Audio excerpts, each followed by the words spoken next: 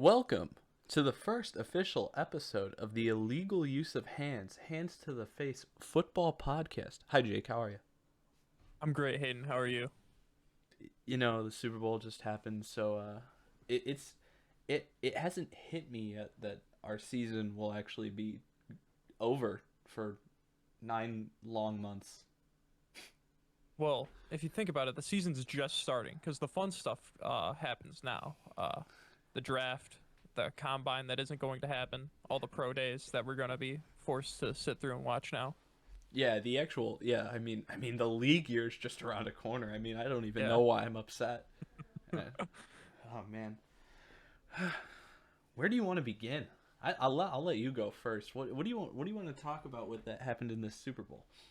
Well, let's start at the start and the referee saying that Kansas City is the away team to start the game. I I don't understand how the higher seed team is the away team for the Super Bowl. I understand it was in Tampa, but it doesn't make any sense that they're the away team.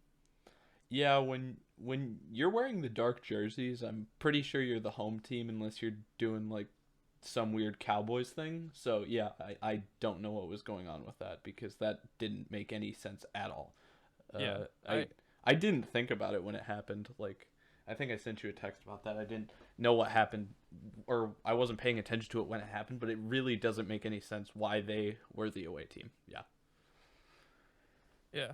Yeah, because I even looked it up online too to see how they had it formatted. Maybe he just misspoke and he didn't. They actually were the away team, and I guess the NFL changed the rules for that since they let in like 5,000 health care workers that are in the Tampa area in there, so it would give them more of a home field advantage. But Yeah, I kind it, of I kind of liked how the stadium looked. The stadium actually looked full. yeah, I don't know how close together people actually were, but I mean, hey, if they wanted to be there, they wanted to be there. So yeah. Well, the cutouts made it look really full because I think that's what mainly the lower bowl was. It was just full of cutouts with some people sprinkled in, and then I think the upper decks and all that were definitely full.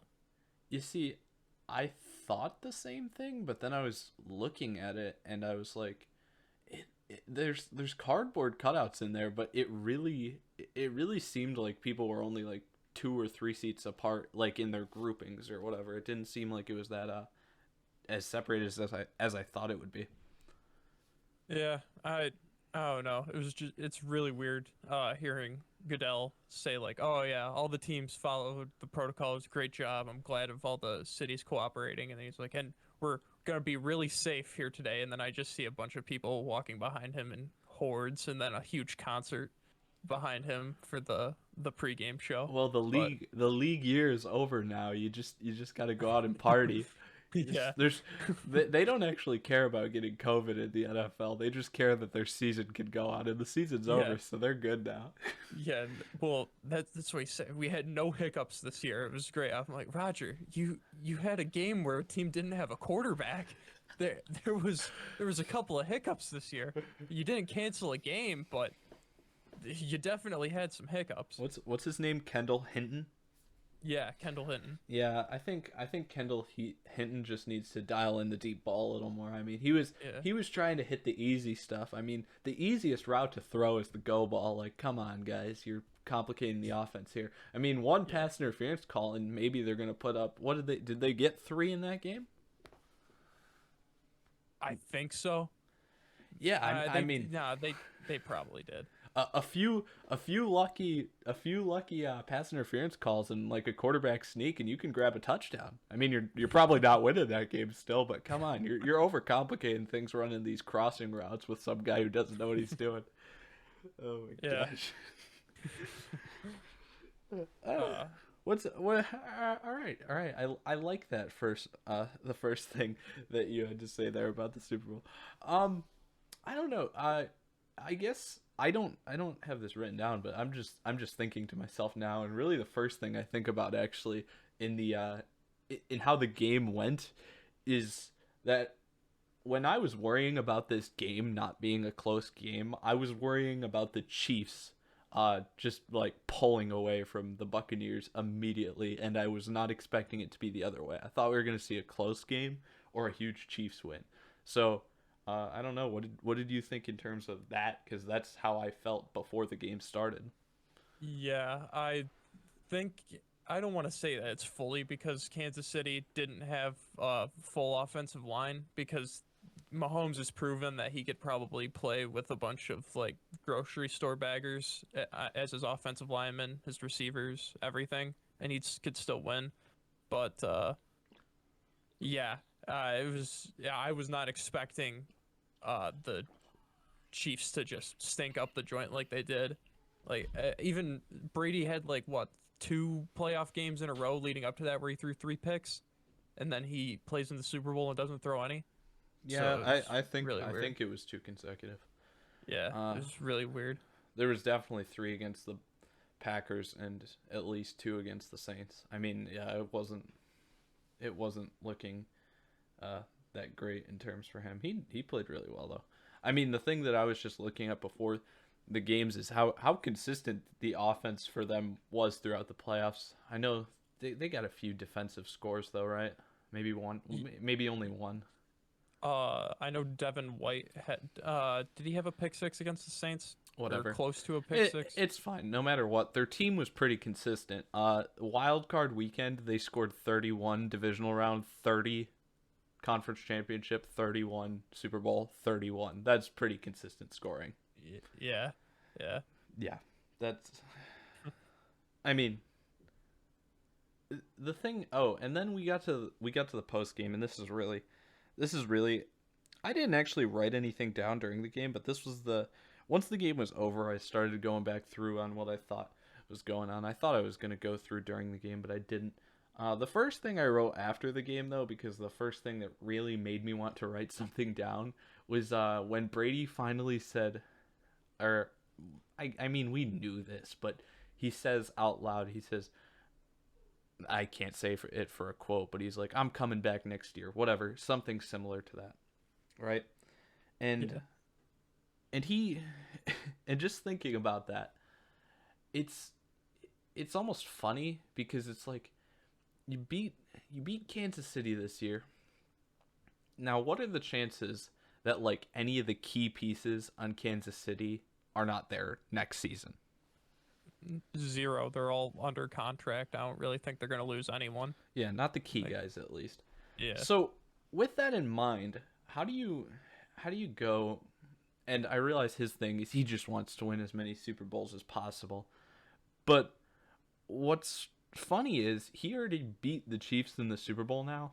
So I don't see any way that him coming back next season could really have a positive impact on his legacy now.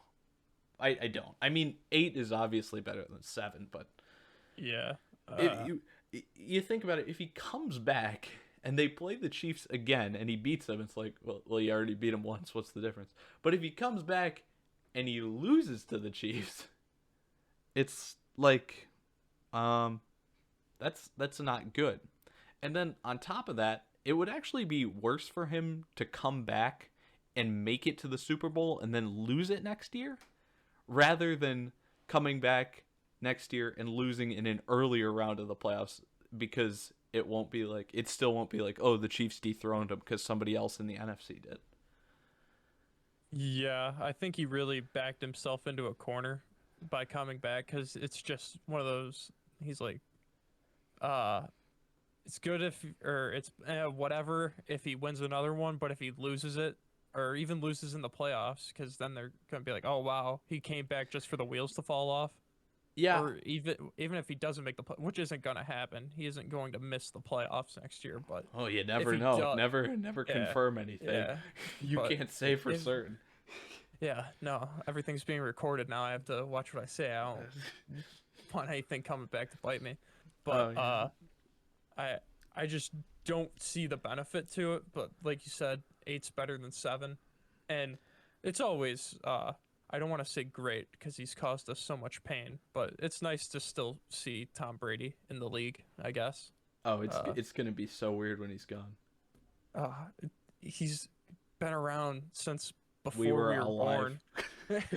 And and it's all we know is pain from him, and No, it's gonna be so weird. but I think maybe in terms of how I framed that discussion right there, that was kind of an inaccuracy on my part. Is I framed it more as the um as it not helping Brady, when really the argument I was probably more trying to make is it doesn't help Brady as much. Like winning the first Super Bowl is huge. Then the second is less significant, and the third is less significant, and the fourth is less significant, and it's just like, okay, you're really good, we get it. But the thing that I'm really trying to say is that if Patrick Mahomes does um beat him next year, the boost the boost to Mahomes' legacy uh will just be so much more significant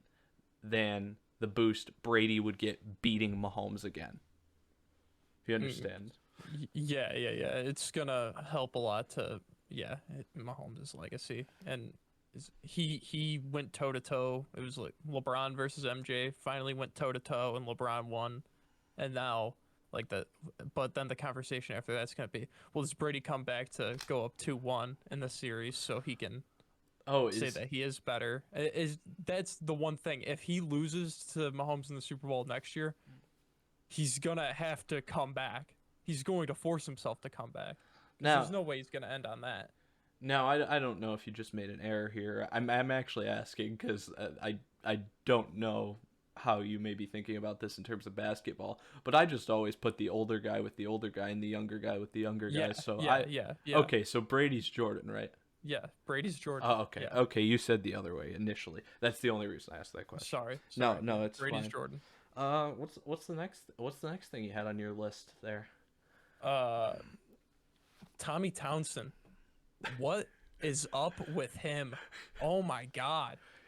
Dude. I don't want to say that one guy's the reason that they lost, but geez, he did not put him in a good spot to start the game.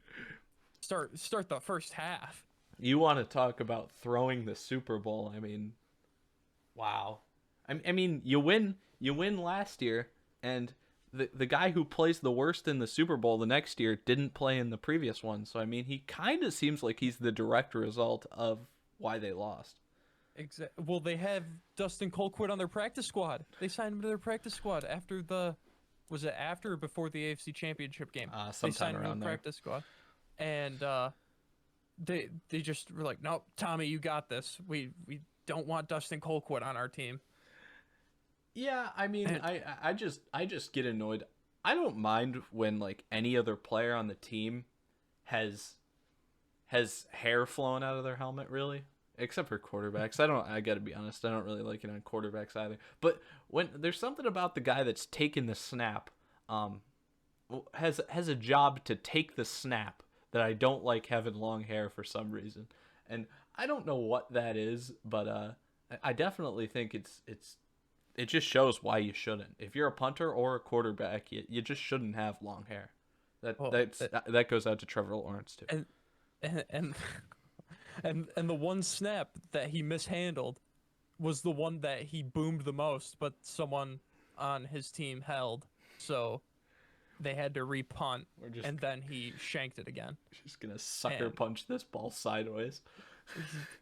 dude, it was so confusing. Like I've never been that baffled watching a punter. Like I I I haven't heard anything bad about him all season, which for a punter, that's good. I don't hear your name unless you're like extremely great, but you don't need to be extremely great. You're on the Chiefs, they aren't punting a Yeah, it's lot. just like a corner. You don't want Yeah. to hear about him. The less I hear your name, the better. And then he does this in the Super Bowl, and I shouldn't say I'd be surprised if the Chiefs keep him around. They probably are. He's a rookie, but I mean Dustin Colquitt's right there on your practice squad.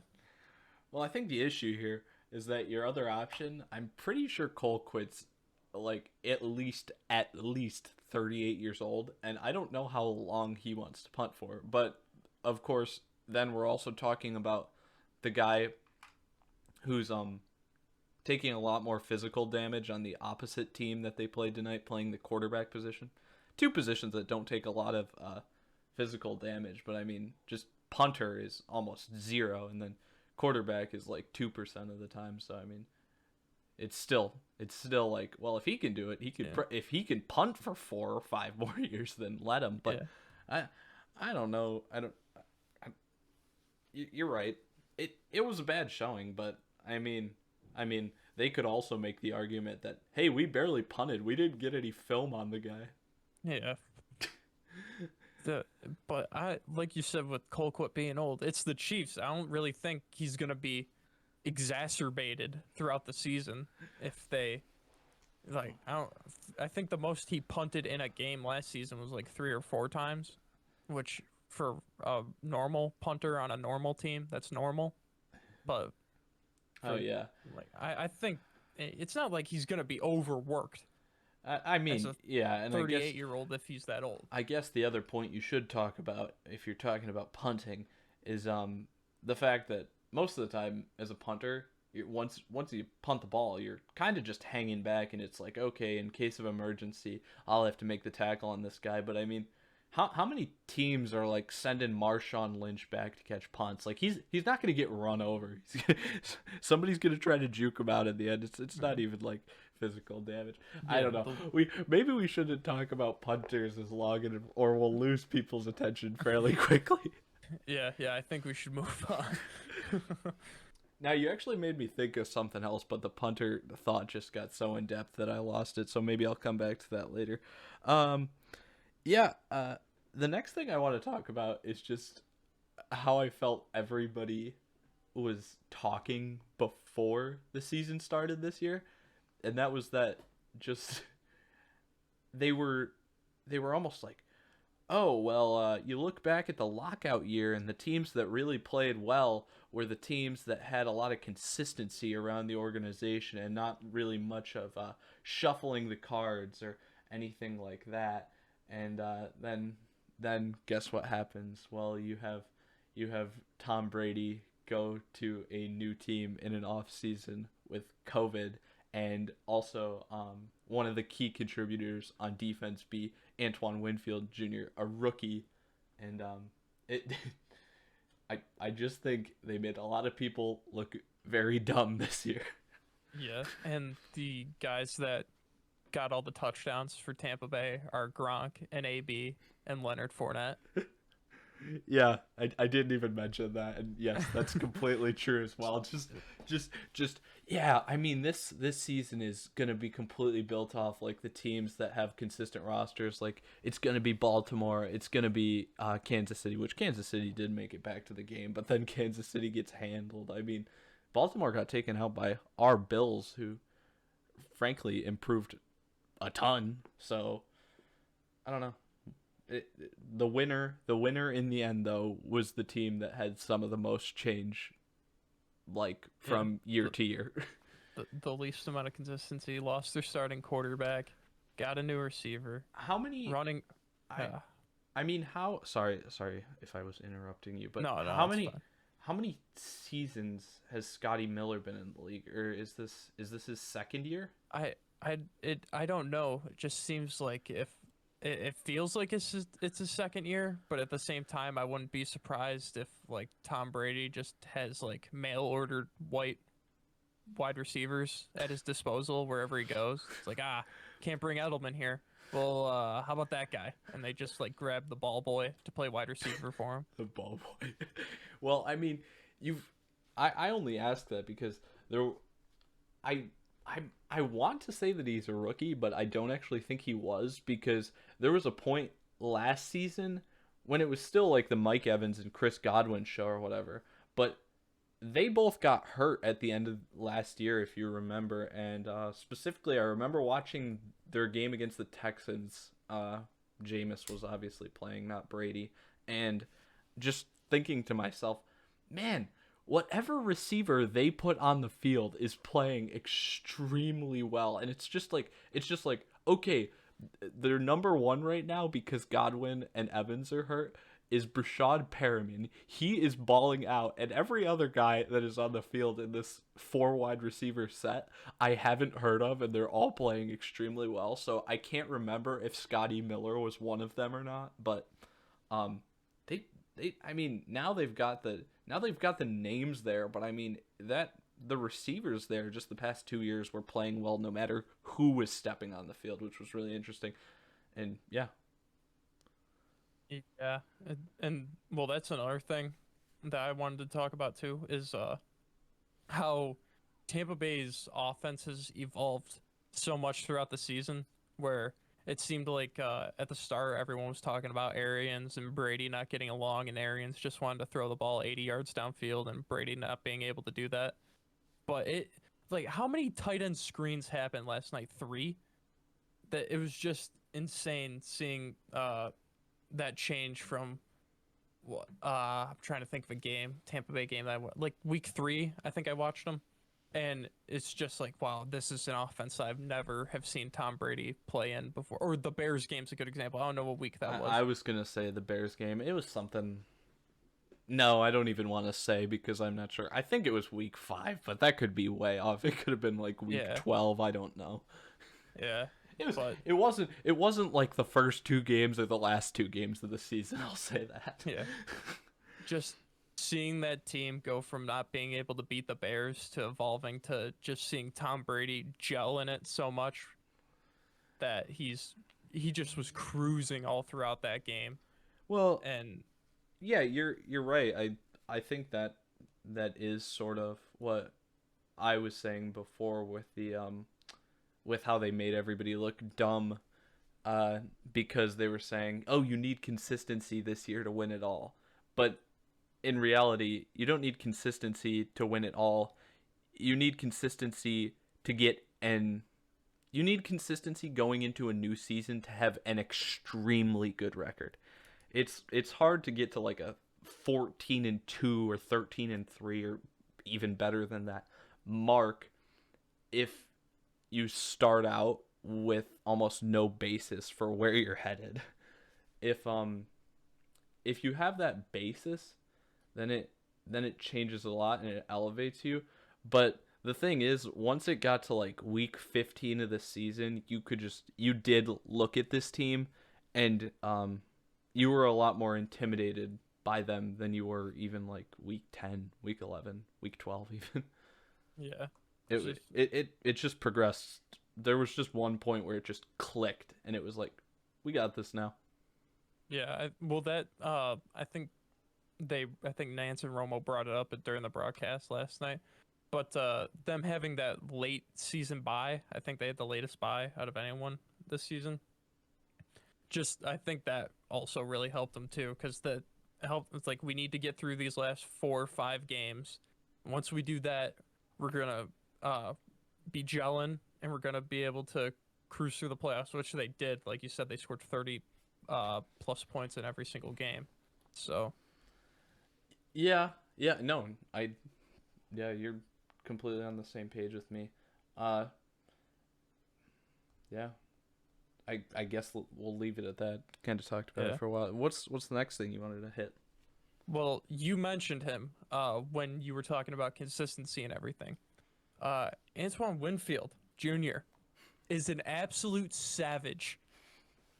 That peace sign right in Tyreek Hill's face was magnificent, Yeah, and it's going to be ruined because you have Romo and Nance saying that's just not sportsmanlike. That's just so I gross. know So what this, I remember what I was thinking earlier, and it's kind of how I felt for a while now, like since last year's playoffs, and I I just thought because last week I was like over analyzing it because it was the Bills, and I was like, oh well, geez, it's the Bills. I'm probably getting too picky about it, and then this week I'm watching the game, and I mean, the Buccaneers are dominating the game, and Jim Nance and Tony Romo are calling this game.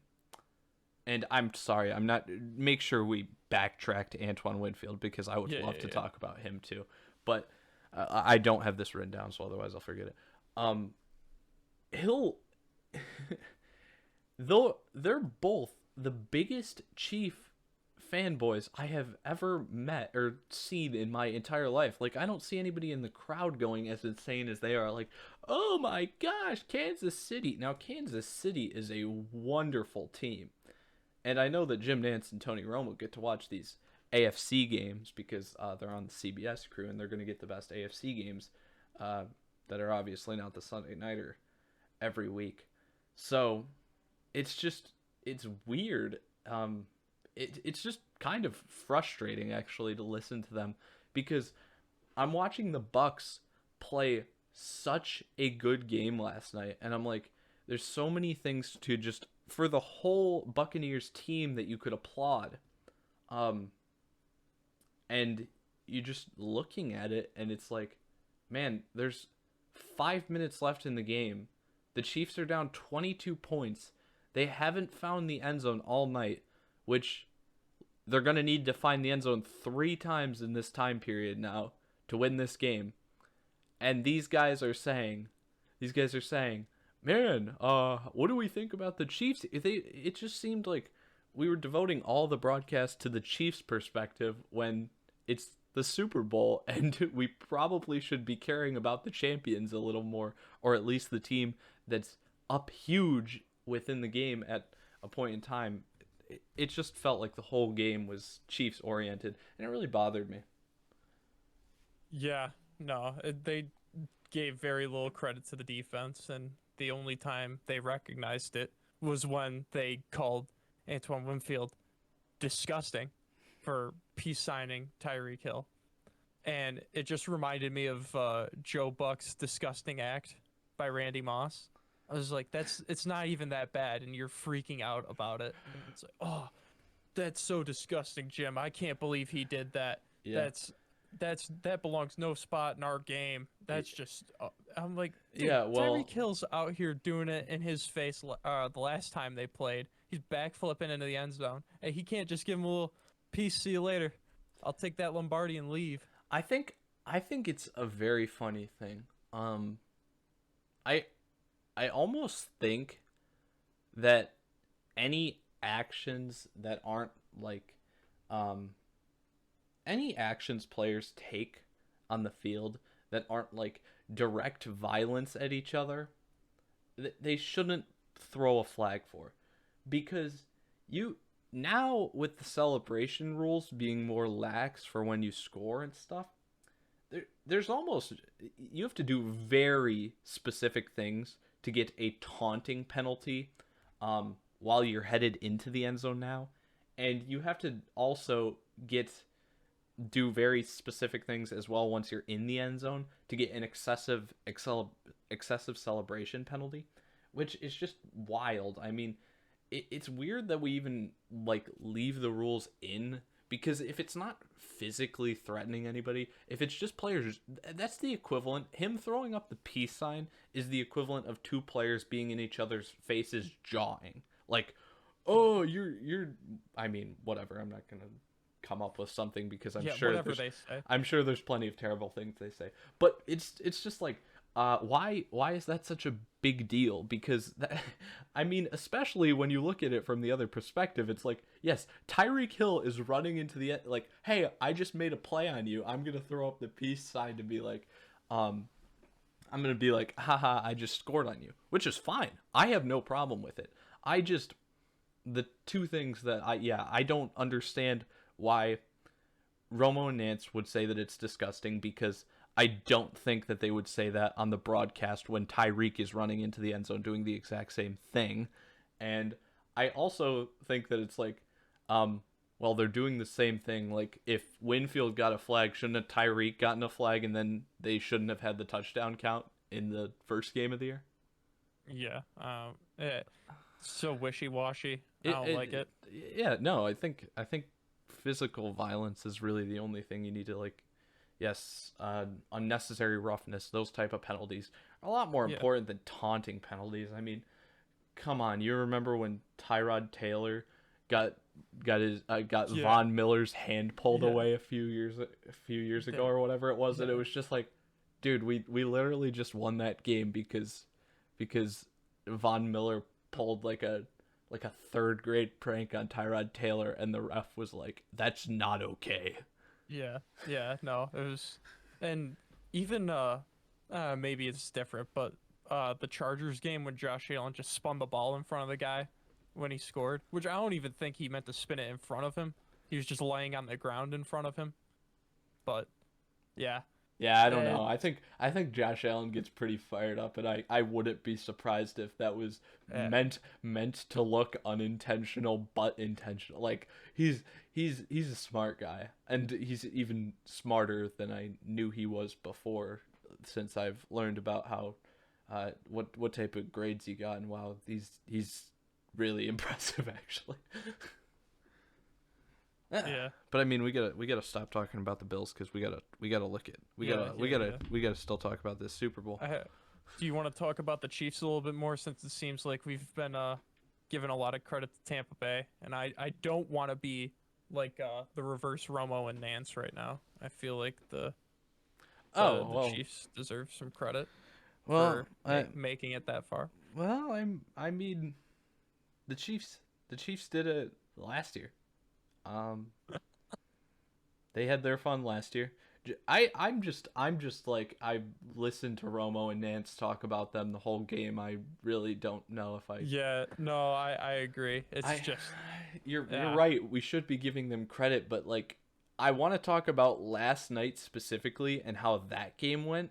And it's and there's like nothing. Yeah, there's nothing to talk what do you about. want to compliment on the Chiefs side? I mean, just looking at what Uh, happened. I mean, we got Mahomes doing the thing he does that was getting him in trouble, and rather than trying to step up in the pocket, he's now running deeply backwards on a lot of plays, and it's just like when you really get a pass rush that's coming after you, dropping that deep is just it's not a good idea.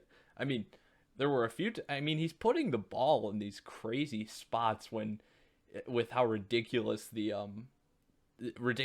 terrible the drop back he's taking are, but at the same time, it's like if you don't take that drop back, if you take the snap out of shotgun, and rather than taking your immediate 10-step drop that for some reason you've ingrained in yourself, you take like a 2-step drop and then like work around the pocket a little and maybe find somewhere to go rather than it seems at this point like Mahomes was afraid to step up in the pocket. And maybe that's something we could talk about more with that toe injury that we saw against Cleveland.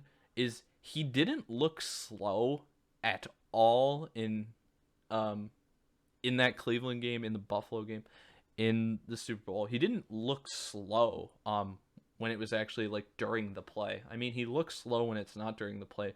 Romo and Nance said they thought he looked like he was limping, but I didn't see too much of a limp from him. I mean, he just runs weird when he's not like yeah, running yeah. during the play. He's got that little baseball pitcher jog where he Yeah, swivels his hips. must have got that from his dad. Man, that yeah, no, that's weird. But yeah, it was just weird. He wasn't stepping up in the pocket at all. And now I'm not saying that Mahomes is known for stepping up in the pocket, but it was like last night specifically, it was like zero chances. I am not stepping up in the pocket. I am just going to drop, drop, drop, and then eventually roll one way or the other. Yeah, he's like it's like in Madden. You can just drop back as far as you want. It seems like he just turns around and runs straight backwards 5 yards and then turns and looks downfield. I I, I mean, yeah, that's the closest thing to it. The closest thing to it is Madden because there's no other quarterback besides like the only guy I can think of that ever had dropbacks that just looked that ridiculous, um, that actually still get shown because they're on a highlight reel because no one wants to watch like 20-yard sacks just on a Yeah. film. So you don't, and plus if you do that most of the time, you're probably just going to end up on the bench. So the only other guy I can think of watching like those ridiculous type of dropbacks is like Fran Tarkenton. Yeah, and that was before like the NFL really learned what the forward pass was. So, I mean, we still uh we still had Mel Blunt like just decapitating people when they were 15 yards down the field running a post route. So yeah, I don't know how much we can take that into account. It's just a completely different game, and it's just like if he worked his drop back, or sorry, not his drop back, if he worked on his uh, pocket maneuverability a little more rather than just trying to get outside the pocket so much, I think that's probably what you got to look at improving the most next season. Because I mean, he can hit every throw. Yeah. I mean, Yeah. Well, how many balls hit guys in the face mask last night? it It, felt it like a seemed, lot. yeah, like he had that one sick throw that's just getting shown everywhere where he's parallel with the ground and throwing it sidearm and it hits Daryl Williams in the face. Not the playmaker, Well, but yeah, I Daryl know. Williams. Not Damian Yeah, Williams. yeah. And whenever they kept saying Daryl Williams, I'm just thinking about yeah, Last year, the playmaker no, Damian Williams in the no, Super I'm Bowl. thinking about the Bills' offensive lineman Daryl Williams, and I was like, Oh yeah, no, no, no. uh, That took me so long. That took me yeah, so long to even realize that there were two Daryl Williams in the NFL, and I think I noticed that last week. I think I noticed that like, or sorry, 2 weeks ago during the AFC Championship game. I'm like, I have never thought about those two guys at the same time. But yeah, continue. Sorry. yeah. No, I was thinking, I'm like, did Daryl Williams just pull like a Tremont Williams, and he's out there playing for two teams now in the playoffs, and he's out there on a lineman eligible play, but no, it's the playmaker's worst half, the other running back. Le'Veon Bell didn't even get in there for a snap, did he? Didn't see him. I didn't see him in the game for a snap. No. Yeah, yeah. Well, speaking of running backs that didn't get a single snap, LaShawn McCoy, 2 years, two Super Bowls, zero snaps. Two and What a zero. legend. Yeah, 2-0 in the Super Bowl after he leaves Buffalo. What a story. And Philly. Definitely, it just had to lock up that Hall of Fame entry. Needed the two rings. I mean, that 2010 Philly team is probably one of my favorite teams just to look back at in like ever. So I mean, that's pretty that's pretty crazy that now he's just like packing rings up, just sitting the bench like, yeah, give them to me. Yeah. This is why every team now needs to make a campaign to sign LaShawn McCoy this offseason so they can win a Super Bowl ring. I mean, That's the Jackson. only way you could do it. If Jacksonville comes calling, Yeah, except the team cannot be in the Northeast because any teams that are in the Northeast, Shady's magic just doesn't work. It's, uh, yeah, yeah. Oh, you're onto it now. I didn't even yeah, think about that. it's Before. just regional. Once he gets out of that bubble, he's good. Yeah, no. I mean, the other thing is that when you get so insane like Mahomes is, I think people just because of the areas he's able to put the ball in, just like over how do I want to put this? Over exaggerate the talents of the other guys around him. Travis Kelce and Tyreek Hill are two tremendous players. And now I should definitely preface this by saying Tyreek Hill is by far like one of my favorite players to watch in the NFL for obvious reasons. But when you're looking at Travis Kelce and Tyreek Hill, I feel like I see a lot of drops when I'm watching Travis Kelce, and I think that when you're looking at Tyreek Hill, I think people expect a lot more out of his hands than they actually can do. Because I think Travis Kelce can make tough catches in traffic, and I think Hill can every once in a while. But I think Hill really in traffic most of the time is not the place you're going to want to go. And then on the other hand, I think every time you throw the ball to Travis Kelce, even if he's wide open, you run the risk that he's just gonna flat out drop it for no reason because it seems like he's good for one or two of those a game almost. If you throw the ball to him 12 times though, and he catches 9 of them, has 2 drops and one that's just missed to him, it doesn't look bad. But it seems like he drops like 2 balls a game, and I don't know. Yeah, well, there was that. I can't remember what quarter it was. but Mahomes hit him right in the hands, and he was like 15 yards downfield, and he just sat there because it was third down. I was like, bro, that's tough, man. Like, Mahomes ran around for like a solid 5 seconds trying to get someone open, and he's wide open in the middle of the field and just hits him, and he just can't get it. And yeah, no, he definitely makes the guys around him a lot better. Well, except the playmaker. The playmaker makes plays. Uh, so you Yes. can't really exaggerate that. Still gonna But point out the playmaker is Damian Williams. No one else is known as the playmaker. no one else is known as the playmaker. It's just Damian Williams. I guess since you brought on the Chiefs point, and really I didn't have much of anything that I wanted to say about the Chiefs because like I said from last night, it's a lot of negative. So I'll talk about one more negative, and then I'll say my one positive guy. My other negative is just I I I don't know that Tyrann Mathieu, uh, he got he's a very good player, and actually, what I found funny watching his highlights all season is it seemed that he got like four interceptions he had like five picks this season, and he got like four of them where they were tipped right to him, and I'm like, oh my gosh, that's just luck. I mean, you can be a good player and be lucky, or you could be a bad player and get lucky. He's a good player and he got lucky. Those turnovers aren't anything that's like a lie in how good he is. He's a very good player. But last night he almost gets the lucky tip pick, and that's the one that I think the one of the DBs got flagged for holding on, so they didn't get that interception, and they didn't get an interception at all, right? That's what you said earlier. Yeah, Yeah, they didn't get a yeah, single interception. no picks for the entire defense, and then basically, I I'm not sure if I'm remembering exactly when that occurred in the game because I was just like, oh, I saw the flag immediately and knew like, oh, this isn't gonna count, so I wasn't like processing it. But that wasn't much in at the latest. That wasn't much into the second quarter, was it?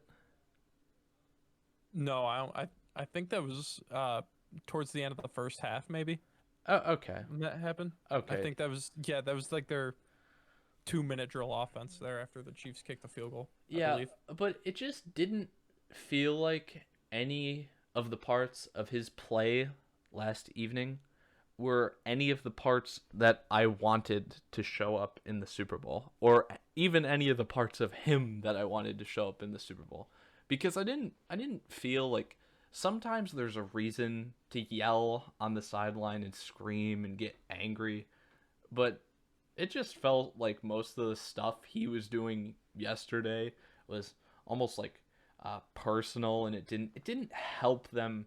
It didn't help them get back into the game or slow down the Bucks offense at all. It just didn't feel like it was helping the Chiefs, and I mean, maybe it's just like, well, you're not used to losing by that much. You're gonna have to try to change something up so you can get back to your winning ways, or at least having games close because you're not used to being down so much.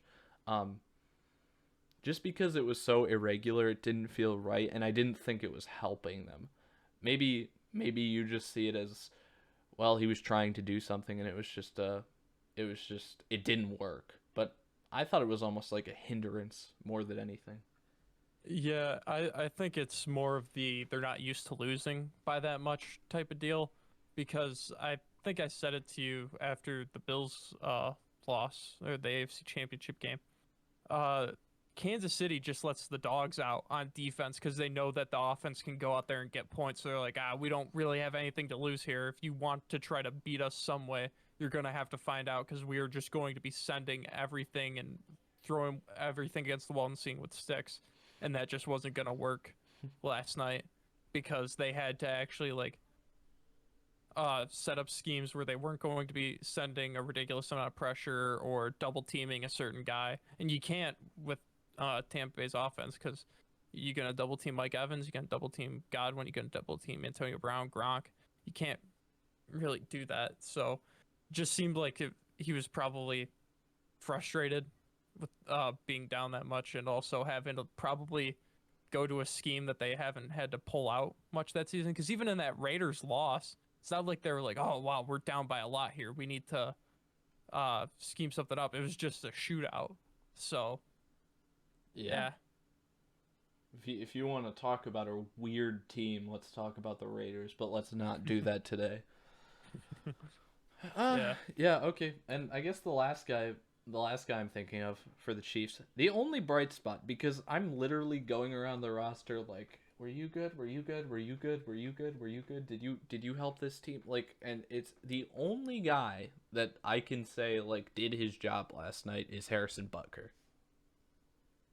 yeah, Did yeah. I, did anyone else for the Chiefs that you can think of play a game that was like, okay, either better than average or exceptional or great or anything like that? I mean, Chris Jones always plays well, but I mean, it's like, Did you take yeah, note of him though?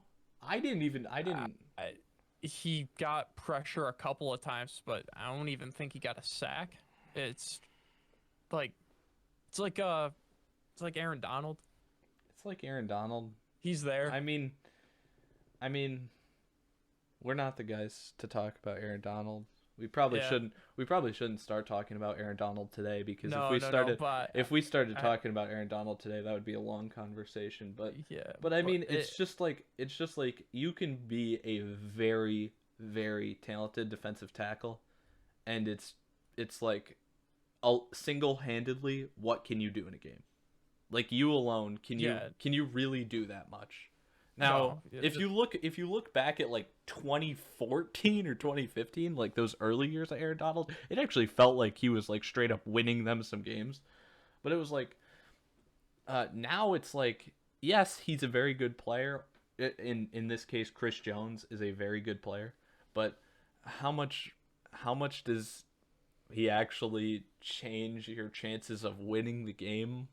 I don't know if it's as much as um, players at other positions that are just like the best at their position. yeah. And Chris Jones was getting pressure, but it also, at least to me when I was watching it, I didn't see him get double teamed that much. It just seemed like they were putting Ryan Jensen on him one on one. It's like, yeah, just take care of him, or Ali Marpet, just take care of him. Just buy Tom 2 seconds, a second and a half, Yeah, I and mean, that's that. But he's the only real other guy that I took a note like, oh, you got some pressure there because no one else on that defense did anything. And yeah, Harrison Butker's the only guy that did his job, made every kick. That's no. when his number was called, he did his job. Now it's kind of weird that you're starting to say this because I'm just thinking about it, and it's like all the touchdowns the Bucks had are like flashing back to me in the head, and the really only like fairly long developing one was the second Gronkowski touchdown was a fairly long developing route. The other two touchdowns were really quick. I mean, did did the Bucks did the Bucks go with less like developmental passing last night, and did they go even more quicker passing than they usually do? It seemed like a lot of times reads where it was just like this one guy. I'm gonna look at this one guy, and if I can't get this one guy, I'm just gonna throw it at the feet of my running back because that's what I don't know how many like Cameron Jordan just had so many. No, his name Cameron Brate. Cameron Brate had a lot of plays where it's just like I'm out in the flat, tight end screen, 2 yard curl, and then he would just get a couple yards after it, and that it seemed like that was the bread and butter. Scotty Miller didn't have a catch, I mean, which that's so disappointing. it is. But I mean, the guy's quote unquote faster than Tyreek Hill. I can't believe. I can't believe he said that. Yeah, I mean, I'd love to see that race, but there is no chance in the entire world that he beats Tyreek Hill in a race unless Tyreek Hill is like having kidney stones same day or something Yeah, like what. having kidney stones and Scotty Miller gets a 3 second head start. Yeah, like it's yeah, and Tyreek Hill is also like running on spikes, and Scotty Miller has Yeah, flat ground, and just yeah, just like everything has to yeah, align, like all the yeah, planets are perfectly, yeah. yeah. Just like doesn't make any sense. Yeah, but the scheming for Tampa Bay was perfect for Kansas City's defense because it's like we're not gonna let you get pressure and everything's just gonna be a one-on-one assignment up front to block. I mean, besides the one guy in the Honey Badger that I said I didn't really like how he played yesterday, what do you have on that Chiefs defense that isn't on the D line that you're afraid of? Dan Sorensen giving a dirty hit to someone on my team. If I'm playing the Chiefs, that's the one thing I'm worrying about. Dan the man. Oh Yeah. man, Yeah, got to I stay away from Dirty Dan. Every I'm ball's getting thrown to the other side of the field so no one gets any helmet to helmets or uh, illegal use of the hands, hands to the face yeah. calls from Dirty Dan. I am an idiot. Why did I not think of Dan Sorensen? No, I mean Dan Dan's the type of guy that you don't expect to make a play until it's like the game is already won. It's like, all right, it's a two-score game. There's only a minute left in the game. I'll get a pick here. I'll show up now. Yeah. But it's Yeah. like This will look good during contract time. yeah, yeah, but this is kind of a clutch moment here, Dan. Do you think you could do a little bit more than normal? And he's like, yeah, not really. I'm gonna play pretty average. Yeah. I could just stand here. You need 11 men on the field. I can be your 11. Now, I mean, now that we say something about Chris Jones and how we feel about him, I'm basically gonna say the exact opposite thing, and I'm gonna go to the Bucks D line because I like we said, Chris Jones alone can't really be like, oh, he needs to make plays all by himself, and that can't make that much of a difference. Just having one guy on the D line, that's Yeah. amazing, can't make that much of a difference. But when you're the Buccaneers last night, and you have all four of your defensive linemen when you are rushing the passer, and you're not even blitzing, you're just sending those four, and they are getting there, and they are getting there fast. I mean, Jason Pierre-Paul and Shaquille Barrett off the edge are scary. Their get-offs are insane. And then on top of that, you got two guys in the middle that are moving the pocket like just tremendously well. It's unbelievable. And I talked about how I think Mahomes should step up in the pocket more than just like drop back because I mean he's gonna have no help with Jason Pierre-Paul and Shaquille Barrett coming off the edges if he's just trying to run backwards. And I do have to say that there was like even more significant pushback in the pocket than there normally would be just in your average game with how well Vita Vea and Sue were playing on the interior. But you still just gotta try to step up at least somewhat if you're Mahomes. But I want to talk about the Bucks D line, and I think that this concept is probably pretty stupid. But if we actually want to talk about like Super Bowl MVP, what are the chances that somebody gets Super Bowl MVP nowadays that is not a quarterback? It's almost zero. But you want to talk about like the most valuable just like position group last night? I think you have to say that it's the Bucks defensive line. Yeah. No. Yeah, no doubt about it. It's why when they were going I knew when like at halftime. I'm not going to say I knew at halftime the Bucks were going to win, but if they did win, I knew then like oh Brady's going to win MVP. And it's just really disappointing because I would have loved to see Shaq Barrett or anyone on that D line win MVP, but they're not going to because they don't throw touchdowns or get touchdowns. Now, if Vita Vea would have gotten a carry there on the goal line, maybe he would have won Super Bowl MVP. Oh, that would have been wonderful. If he could have had his fridge moment. And you know what I was thinking on that same. Well, maybe not. No, that wasn't the same possession because the Vita Vea possession was actually the possession they got stopped on. Yeah, yeah. They should have had even more points in the game. Really? I mean, Yeah, really, that those play calls on that drive specifically on the goal line, I did not like them. I did not like it. yeah. Well, the But lineman eligible plays work well when there isn't a guy within 3 yards of him that's just gonna punch the ball right out of his hands. But but you know me, even from the 1 yard line, I'm not gonna be very happy calling more than 2 run plays, and I'm pretty sure first down was the run play, second down was the lineman eligible pass that got punched out of his hands, and then third and fourth down were also run plays that got stopped. So that doesn't really make me happy. yeah, But I mean, no. My thought there, not that drive. I think it was the following drive, which they got the ball back pretty quickly and got down there. Was on the Brown touchdown. I was actually just watching Gronk because I'm like, if he if he throws it to Gronk and Gronk catches a touchdown here for Gronk's third touchdown, there is a chance somebody else gets Super Bowl MVP if the Bucks win. If the Bucks win I this. I And so when Brown caught the pass for the touchdown, I'm like, okay, it's going to Brady because yeah it's not going to anyone else. And yeah, that's basically what I meant to get to with the MVP thing is that like yeah, if I could, I would give the most valuable player award to all four of those defensive linemen on the Bucks, all co MVPs. yeah. I so badly wanted Gronk to win MVP when he had that one where he was just like he ran a streak like right up the middle.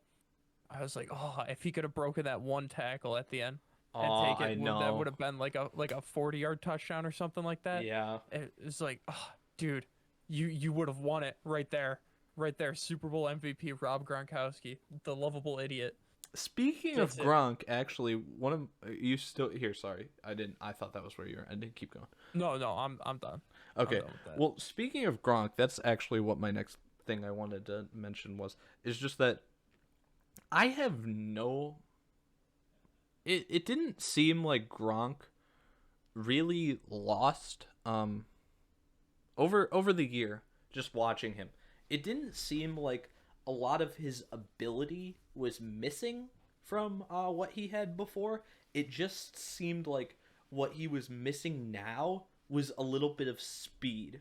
And last night, for whatever reason, it seemed like all the speed he had lost over not playing last season and then getting back into it this season and just seeming sluggish, it seemed like that was not a part of it at all, and he was just completely like in fully functioning great shape and running at his top speed again. He seemed fast, not fast for the NFL, but fast for Gronk.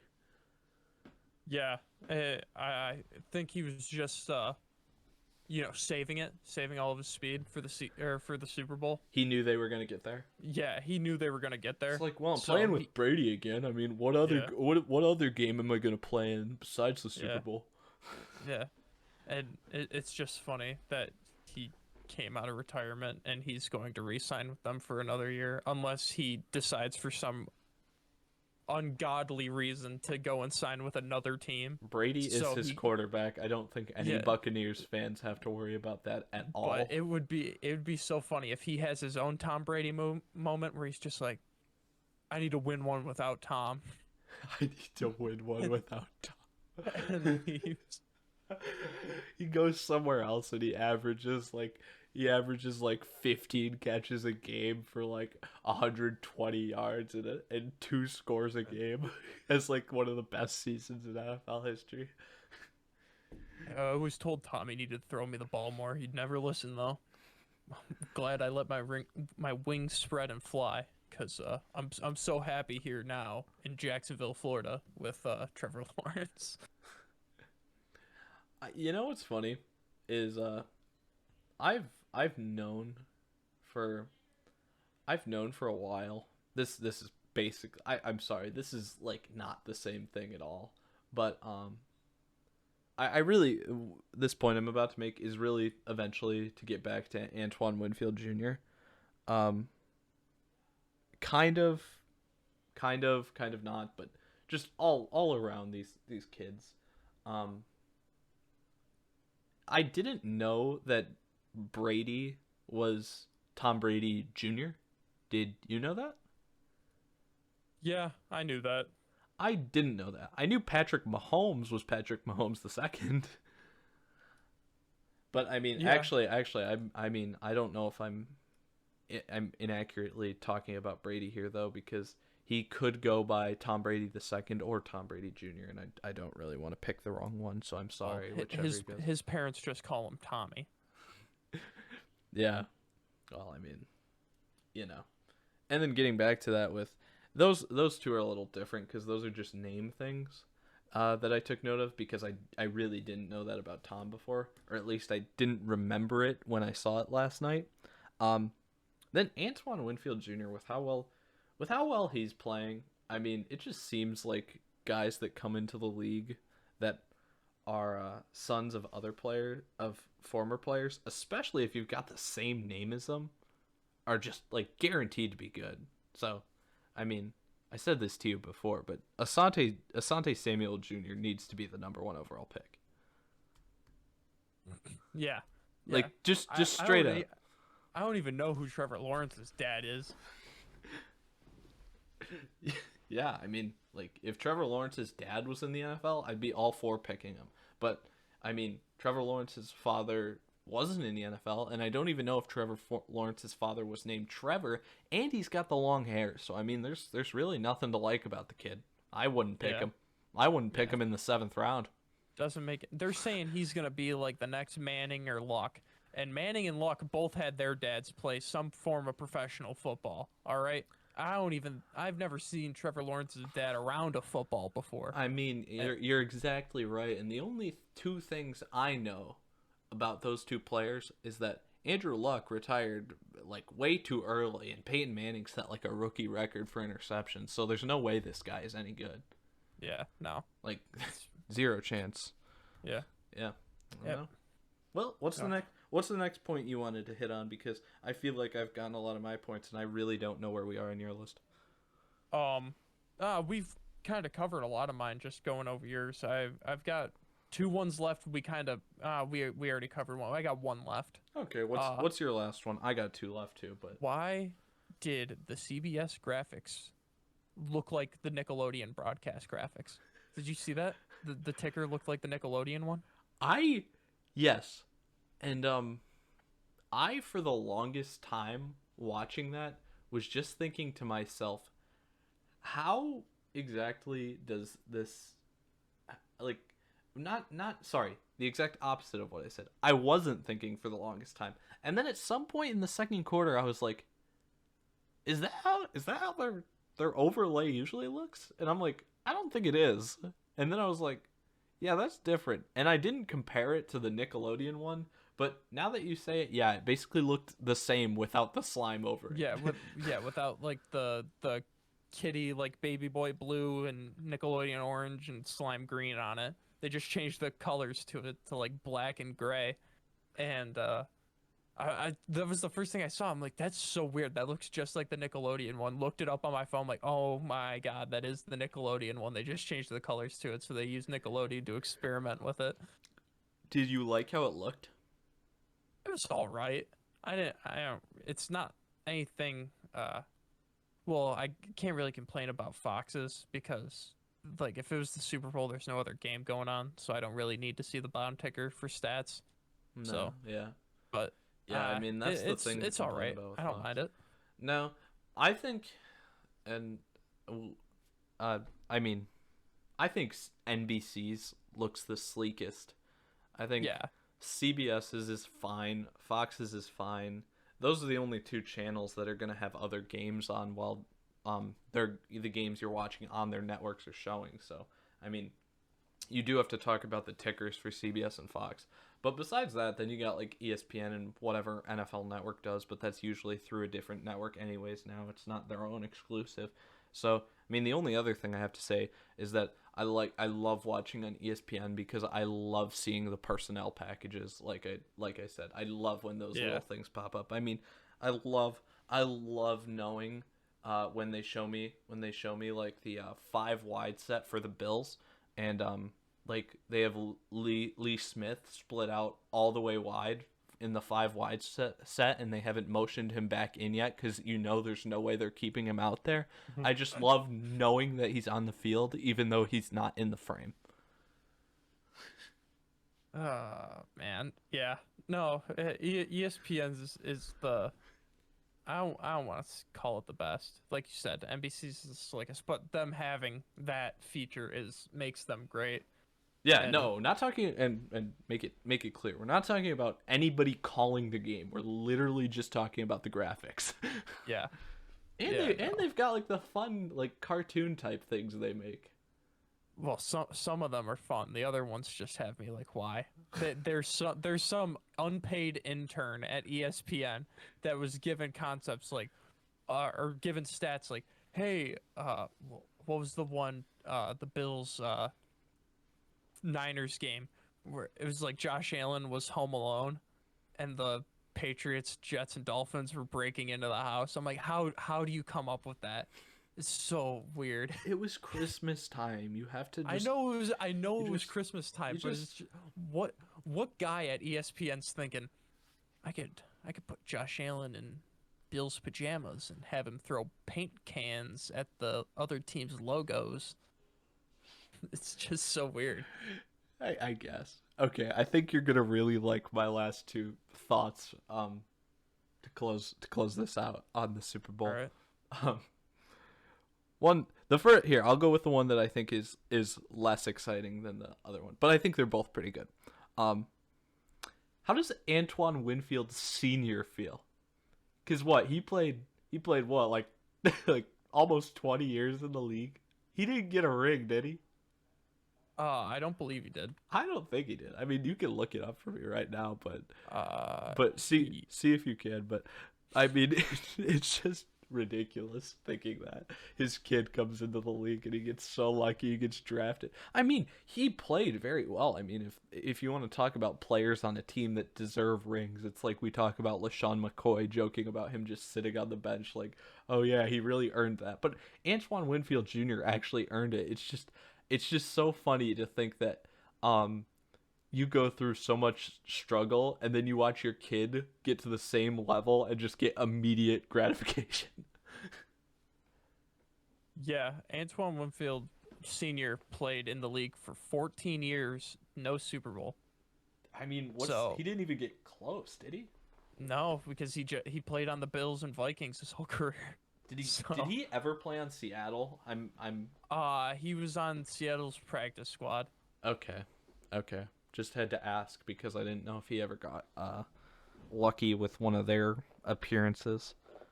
No, And at any point, I mean, I don't know if that the point at which I'm thinking about I mean, his career is just, for a corner especially, is just ridiculously long. I have no idea when he was even in Seattle. yeah, so he's probably he's definitely happy for his kid, but oh, that's gotta annoy him a little bit because I bet you Junior's gonna be in his ear like, yeah, Dad, see that? See, I pieced out Tyreek Hill.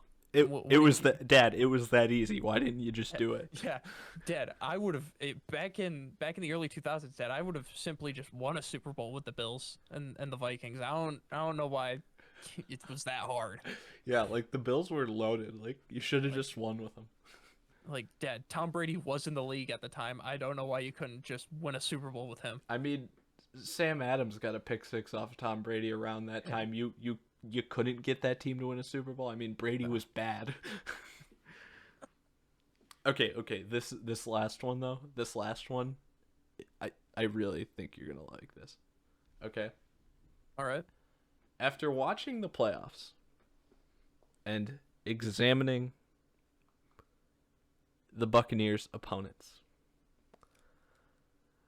I think the person that gave Tom Brady the best run for his money in a playoff game deserves, like, say, 7-year deal, $50 million a year extension. And his name is Taylor Heineke. Because did any one of the other three names? The other three names are Drew Brees, Aaron Rodgers, and Patrick Mahomes. Yeah. I'm So pretty sure, and this is not even a joke. I'm pretty sure when I was watching the Washington game versus Tampa, that was the most threatened I felt like late in a game that the Buccaneers were going to lose. yeah, I mean Brady did play against three Hall of Fame quarterbacks in the postseason. Uh, Now, you meant it's four? up. No, it's up for debate if Drew Brees gets into the Hall of Fame. But It is? I mean, I who see. would you I rather put see. in? I see. Who would you rather put in, Brees or Taylor Heineke? I'd put it Heineke. I mean, Exactly. Uh, but I yeah, mean, no, you saw who won the MVP back in Wild yeah, Card Weekend. So I yeah, mean, if it's up to fan voting, you already know who's getting in. yeah. Uh, but no, yeah, I'm looking at the stats right now for that game from Heineke. He over 300 yards, only threw a touchdown, but he had that one rushing touchdown where he took off from like the 15 and just extended. Well, I mean, you say 300 yards passing, and yeah, that incredible touchdown run and a touchdown pass. And the thing that you're also not mentioning is like they open the first quarter of that game, and he hits like guys in the chest like 5 or 6 times in that first quarter, like all at least 10 yards down the field where they could have ran after the catch, and they just drop the ball. They just drop it. They're like, Yeah, "Oh shoot, we didn't think the quarterback was actually going to show up for this game, so we were out drinking all night last night. Like we were not yeah, ready to actually be in this game at all. yeah, So like we're really surprised by this. Sorry, man." yeah. We're just happy to get here, man. We didn't really think we were gonna do anything. I mean, we won Then, the NFC East. Did you actually expect anything out of us? yeah. And then like they went into half and must have sobered up because that game was like the most out of Wild Card Weekend. That game was the most fun to watch. Just I Even though I'm a Bills fan and I hated how the Bills wild card game went, I actually think that the Bills Colts game was the best game of wild card weekend. uh, But yeah, but I the only reason I say it wasn't is because I am a Bills fan and it gave me way too much chest pain and there was no for officiating yeah issues in that game. yeah. Yeah, It, fair, I like fair. games that I can Ooh, sit and ooh, ooh. enjoy and watch, and all of those games involve not the Bills, or if they do involve the Bills, it's a massive blowout. Yeah, that's true. That's true. Um, So um, can we talk about the female official yeah, sure. now? Now we're not like people that are ever really kind of like, I don't know, make a big deal out of things that are like big to most people. Like I mean, I'm not saying that it's I'm not saying that this is a bad thing at all. I'm fine if referees are female, or I don't really care what their gender is at all. I mean, if they make the right call, they make the right call. Uh, I don't know. I have something to say about it, but I'll let you talk about that for a second if you have any thoughts. No, I there are people out there that like you and me are both guys. We have a lot of representation in a lot of media and everything, so it's not like we're straining to, especially in football. I mean, like you know, the whole league is representation for us. So I understand how it's nice for you know, little girls and like women in general to uh sit there and watch a game and be like, "Hey, uh that I I could do that if I want to, or I have someone out there that's like me." Uh and it's just it's nice. It's nice Okay. for that. Okay. Now we're all on the same page with that. That's great. That's great. That's good stuff. Now, I need to lay into the woman because I'm pretty sure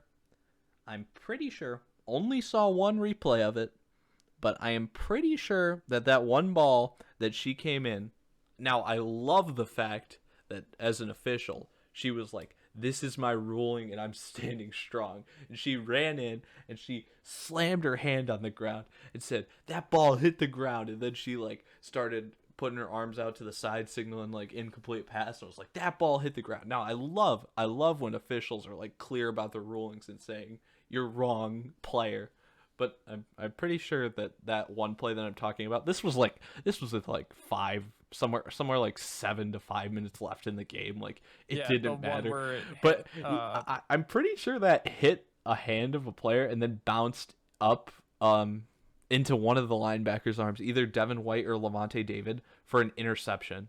And she said it hit the ground. So I mean, she kind of screwed it up. I mean, she made it like 55 minutes into the game, not making a single mistake, and then she did that.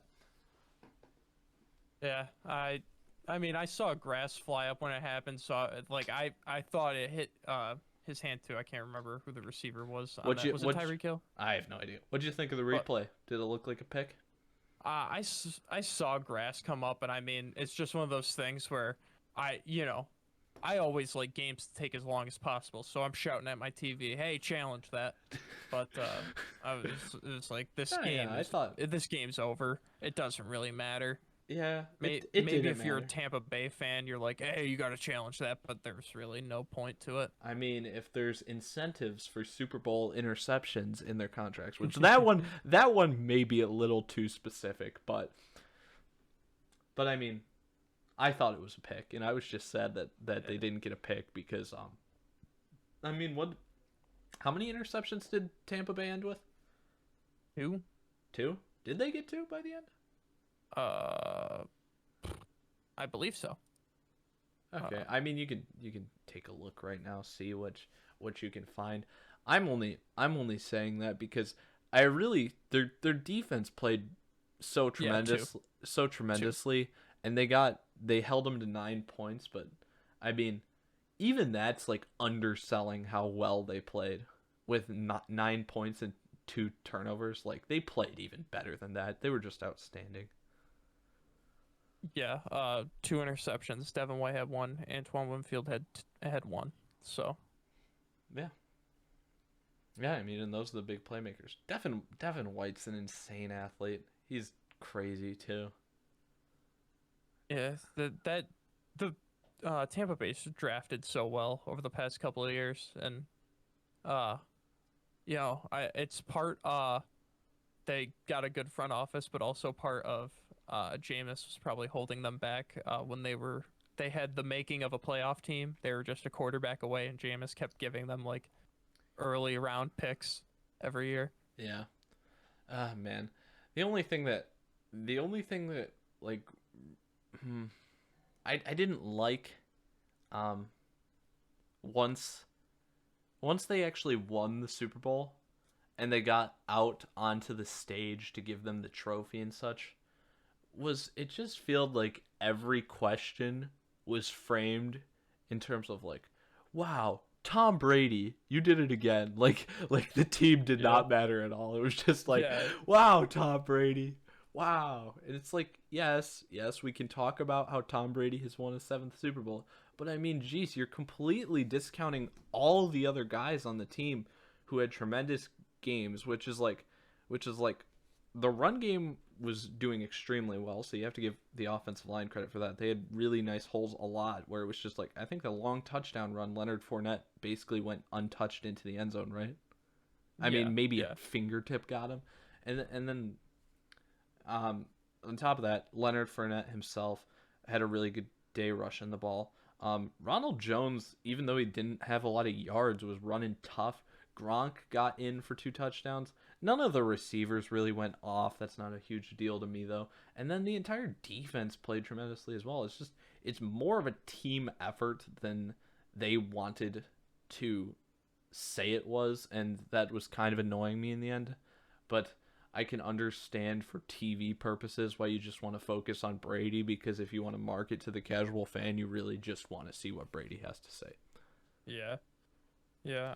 Like no one's gonna care if they bring up Shaq Barrett. It's like, hey, Shaq, that was a great game. A lot of great pressures. T- what was going through your head? No one cares about that. They just want to hear Brady say, "I'm coming back." I and mean, then I'm just thinking about it. Like everybody got really happy for Andy Reid last year when he finally got his first ring. Um, Pretty happy for Bruce Arians to get his first ring, at least as a head coach. I'm yes, not sure where yes, with assistant positions where you go, um, what type of rings he has. I'm pretty sure he got one with Pittsburgh. I think I shouldn't say that because I don't know for sure because I don't know the exact timing on it. Pretty sure he got one with Pittsburgh, but just nice to get him one as a head coach because he's a good coach too. I mean, and no one's really even gonna mention that because it's just Tom Brady's story time. But well, well, and also no one's gonna mention that because Bruce Arians, when they said, Bruce, this is your first Super Bowl, he said, nah, this isn't my first Super Bowl. This is this team's Super Bowl. This is all the coaches, assistant coaches, trainers, all the players. This is their Super Bowl. This isn't mine. I was like, oh my god, I can't believe he just said that. I would have just taken it in a little bit, but Bruce Arians is such a guy. yeah, It's awesome. yeah, and instead of my father sitting next to me while this is occurring, and instead of being like, "Wow, what a classed guy," my father says, "What is he dumb? Why'd he say that? He's gonna make himself look bad." Not like, "Wow, that's admirable. You're that's such a nice thing to say that everybody else matters to you so much." No, just come on, be a little more selfish. Yeah, Adults. They always get yeah. they always get the right point of view. I mean, are we just quick note for anyone listening? Jake, are we adults? Legally, yes. Okay. Okay. Yeah. I mean, we said I think we actually talked about doing like intros on who we are before, but I mean, we really Uh, didn't. they'll just find out the more episodes they listen to. Okay. Yeah. I mean, we're both like okay. My name's Hayden. I'm Jake. Okay, and we're both 19, and that's all the info you'll get about us, right? You're 19, right? You're Yeah. yeah. I Okay, am. okay. Just making sure. I know. Yeah, I know a lot about you. Yeah, Yeah. we're friends, Uh, right? Maybe. Well, didn't plan the outro. Do you think we should just cut it here?